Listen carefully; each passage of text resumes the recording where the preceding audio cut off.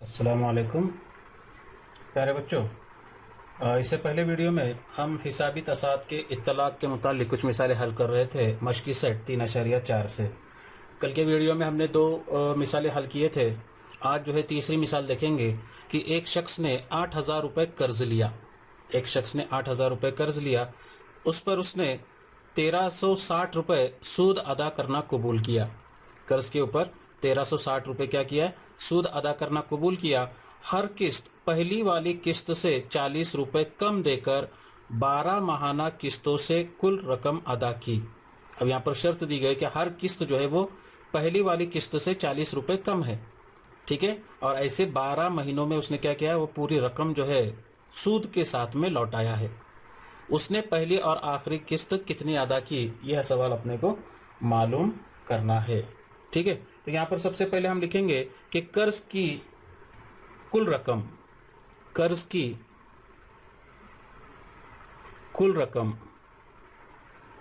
कर्ज की कुल रकम, रकम लिया उसने 8,000 रुपये, ठीक है। लेकिन उसके ऊपर 1,360 वो सूद अदा करने वाला है, तो 1,360 ये भी काय में शुमार होगी, उसकी कर्ज ली हुई रकम में ही शुमार होगी। तो वो होगी 1,360, यानी टोटल रकम होगी 9,360 रुपये, ठीक है। ये हो गई उसकी कर्ज की कुल रकम। उसके बाद में किस्तों की तादाद दी गई अपने को। किस्तों की तादाद, कितनी किस्तों में अदा करना तय किया उसने? तो 12 किस्तों में अदा किया है, ठीक है।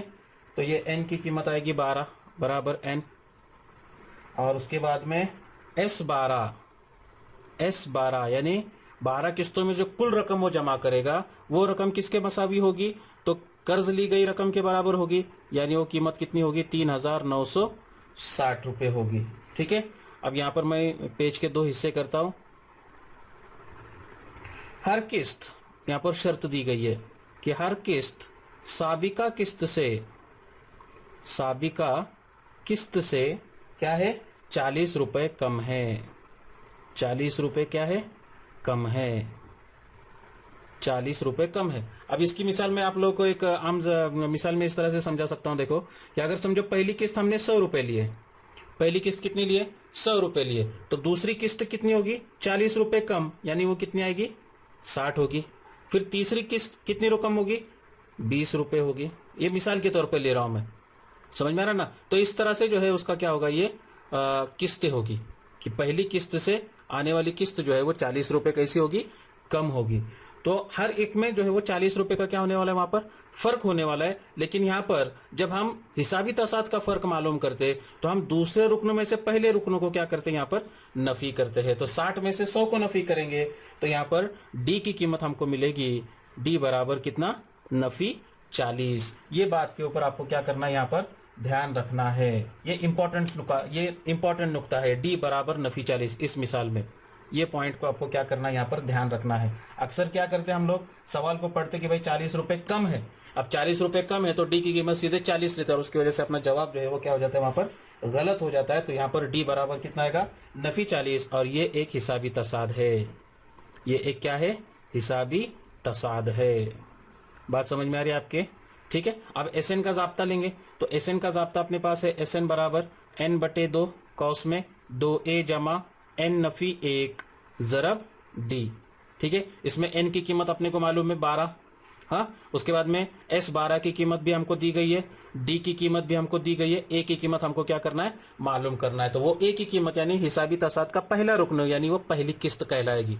क्या कहलाएगी? वो पहली किस्त कहलाएगी। अब उसके अंदर मैं कीमतें रखूंगा, S12 बराबर 12/2 कॉस में 2a जमा 12 नफी 1, डी की कीमत आएगी नफी 40। डी की कीमत कितनी होगी? नफी 40। इसको मुख्तसर करेंगे, 2 1 का 2, 2 छक्के 12। अब S12 की कीमत हमको दी गई है 9,360 बराबर 6 कॉस में 2a जमा 12 नफी 1, कितना आ गया ये? 11 कॉस में नफी 40। कुछ दिक्कत है इसके अंदर? नहीं। अब ये 9,360 अब ये 6 ज़रब में है, बाई जानिब में आएगा तो तकसीम में जाएगा, बराबर 2a, यहाँ पर जमा और ये नफी है तो जमा नफी नफी 11 सिफर 11 चौक 44, 440 होगा। अब ये 9,360 को 6 से मुख्तसर करेंगे तो ये होगा 6 का 6, 6 का 6, 3 बचे 33 हो गए, 6 पंजे 30, कितना बचा 3 बचा, 6 6 36, सिफर का सिफर बराबर। तो जवाब आया यहाँ पर 1560। तो ये मिलेगा तुमको 1560। यहाँ पर नफी 440 है, बाई जानिब में आएगा तो जमा 440 बराबर कितना मिलेगा तुमको 2a। ठीक है, उस पर से 2a की कीमत मिलेगी, 2a बराबर कितना होगा ये सिफर जमा सिफर सिफर, 6 जमा 4 10 का सिफर हासिल आया 1 है ना, 5 और 4 9 और 1 10 का सिफर हासिल आया 1, 1 और 1 2। ठीक है, और इसलिए a बराबर 2000। यहाँ पर 2 ज़रब में है, दाहिनी जानिब में जाएगा तो तकसीम में आएगा, 2 से मुख्तसर करेंगे, 2 1 का 2, सिफर का सिफर सिफर का सिफर सिफर का सिफर बराबर a की कीमत कितनी होगी 1000। ठीक है, तो ये हो गई तुम्हारी पहली किस्त। अब आखिरी किस्त मालूम करना है। क्या मालूम करना है? आखिरी किस्त, यानी ये पहली किस्त की रकम हमको मालूम हो गई, उसी तरह से दूसरी किस्त, तीसरी किस्त और उसी तरह से आखिरी किस्त। आखिरी किस्त जो होगी वो n की कीमत 12 है, इसलिए आखिरी की किस्त अपनी क्या होगी T12 होगी। उसके लिए हम लोग Tn का ज़ाब्ता इस्तेमाल करेंगे। Tn का ज़ाब्ता क्या है? a जमा n नफी 1 ज़रब d। तो T12 की कीमत होगी, a की कीमत 1000 जमा ये होगा 12 नफी 1 ज़रब d की कीमत कितनी नफी 40। तो ये हो जाएगा 1000 जमा 12 नफी 1 11 ज़रब नफी 40। तो ये होगा 1000 जमा नफी नफी 11 सिफर सिफर 11 चौक 44। तो 1000 में से 440 को नफी करेंगे तो आखिरी किस्त मिलेगी तुमको 560 रुपये। और इसलिए पहली किस्त बराबर 1000 रुपये और आखिरी किस्त बराबर 560 रुपये। इस तरह से जो है ये मिसाल को क्या करना था, हल करना था। बोलो क्या दिक्कत है इसके अंदर? थोड़ा सा ध्यान से करेंगे, एग्जाम के अंदर ये मिसाल मेरे ख्याल से पूछी गई है, आप लोग इसको थोड़ा सा ध्यान रखेंगे। यहाँ पर सिर्फ कर्ज ली हुई रकम ही बच्चे लोग लेते हैं, जिसकी वजह से उनके जवाब जो है वो क्या हो जाते हैं, वहाँ पर गलत हो जाते हैं। ठीक है, मश्की सेट 3.4 की चौथी मिसाल इस तरह से है कि एक तमाशा गाह यानी थिएटर में कुर्सियों की कुल 27 कतारें हैं। पहली कतार में 20 कुर्सियां, दूसरी कतार में 22 कुर्सियां, तीसरी कतार में 24 कुर्सियां हैं और इस तरह आगे भी। तो 15वीं कतार में कुल कितनी कुर्सियां होगी और थिएटर में कुल कितनी कुर्सियां है? इतनी ये जो है सवाल अपने को क्या करना है, हल करना है। कुर्सियों की तादाद दी गई है, पहली कतार में 20 है, दूसरी में 22 है, तीसरी में एक थिएटर में पहली कतार में 20, दूसरी कतार में 22 और तीसरी कतार में 24। इस तरह से कुर्सियों की तादाद दी गई है। तो हर कतार में कुर्सियों की तादाद होगी 20, 22, 24 एंड डॉट डॉट डॉट बराबर।